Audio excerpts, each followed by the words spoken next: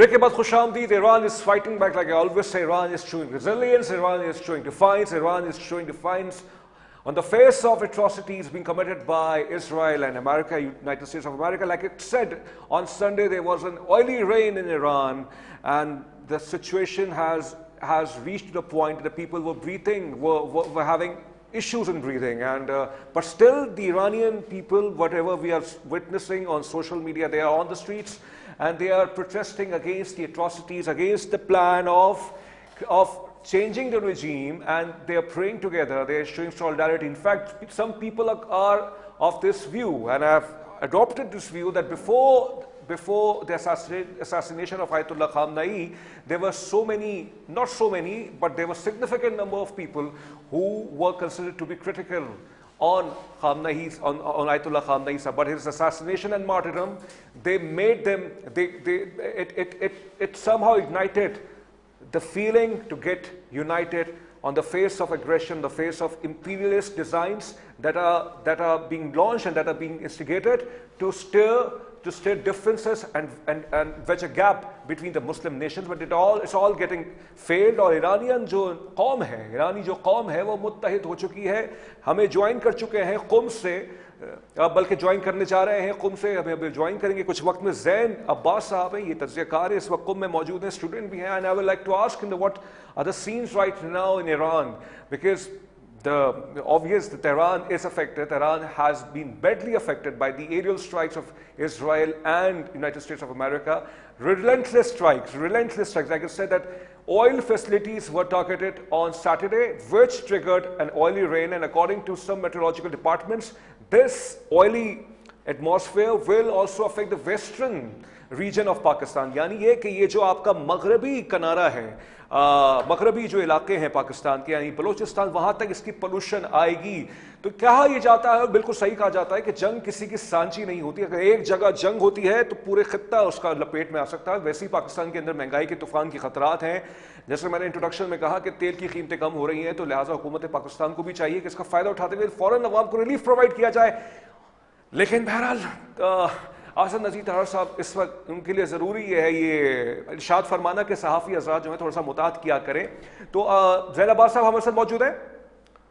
Okay, वो हमें join करने जा रहे हैं, तो उनसे हम पूछेंगे बहरहाल कि ईरान के अंदर क्या सिचुएशन है, क़ुम के अंदर क्या मामलात हैं, तेहरान के अंदर क्या है सूरत हाल। जैसे मैंने कहा कि वहाँ 1200 शहादतों के बावजूद भी लोग सड़कों पर हैं और लोग साथ नमाज पढ़ रहे हैं, इबादत कर रहे हैं, रमज़ान का महीना है, कुरान की तिलावत साथ कर रहे हैं। Unprecedented scenes. It's not like I said, I remember I said this in one of my programs, that this is not Venezuela, this is Iran.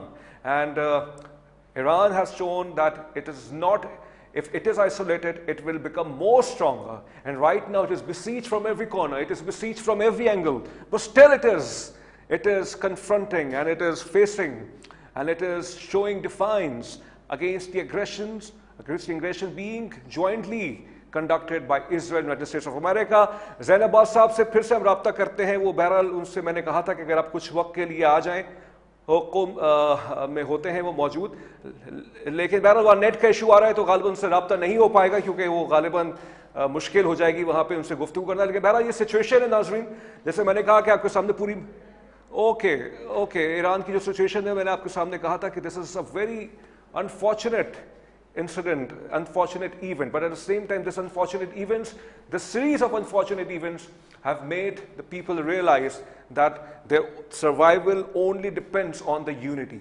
If Iran can get united, why not the Muslim nations can get united? I know there is a nation state concept, I know there is a nation state philosophy right now, जो कहती यही है कि the survival of your country comes first, and I totally agree with this.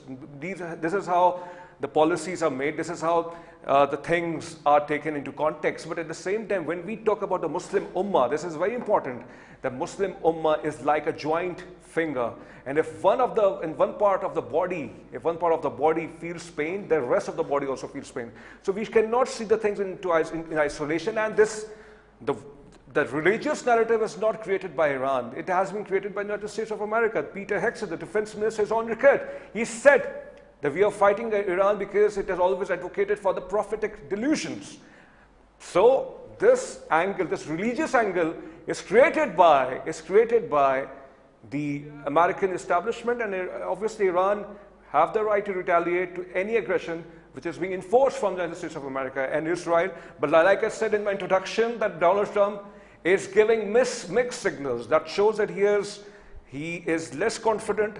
He is not in the mood to carry on this war to 2 to 3 weeks. So I think the decision has been made by the divine forces that despite all the casualties, despite all the devastation that Iran has suffered, Iran is on the winning streak right now, because the victory of any war can only be gauged by the fact that the policy, that objective by which the aggressor, the hostile countries came to attack you was not achieved, and they were coming to bring a regime change, to install a puppet person, but that did not happen. The regime is still there. Whether we can disagree and agree, that's a different part of the story. But who gives them the right to dictate, and who gives them the right to impose their particular point of view on the countries which want to live according to their laws and regulations? This is what Iran is saying. This is what all the Muslim countries want. That please let us live with our own laws and with our own set of rules and regulations. There can't be hypocrisy. There can't be double standards. If Israel can have the nuclear weapons, why not Iran? But Iran still said that this is against our policy, because our supreme leader had issued an edict, had issued a fatwa that you cannot have the weapons. You can't have the atomic weapons. This is against Islam.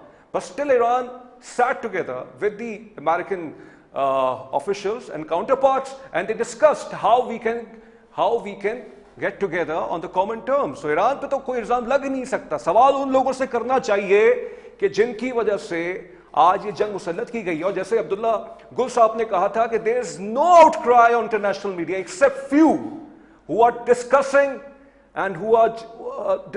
the bombardment on the school of girls, which claimed the lives of 180 innocent children. No one is talking about.